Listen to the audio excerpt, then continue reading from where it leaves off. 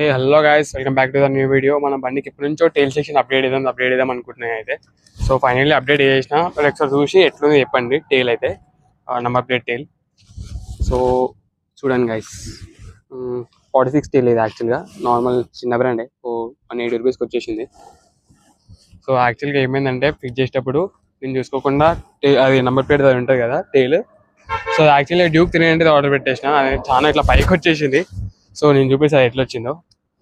So ఇట్లా ఉంది కదా, కిందికి ఉంది కదా, ఇప్పుడు ఇట్లా కనిపిస్తుంది కదా. సో ఇట్లా వచ్చేసింది గాయస్, ఇట్లా స్ట్రైట్ ఇట్లా వచ్చింది, ఇట్లా రాలేదు. సో ఇట్లా స్ట్రైట్ వచ్చేసింది. సో నేను అది చూసుకోకుండా డ్యూక్ 300 ఆర్డర్ పెట్టేసిన. మీరు చూసుకొని NS20 ఆర్డర్ పెట్టుకోండి పక్క. అది ఫిక్స్ చేసేటప్పుడు చాలా అంటే చాలా ఇబ్బంది అయింది. అసలు అది బెండ్ అయితే లేదు, హై క్వాలిటీ ఉంది.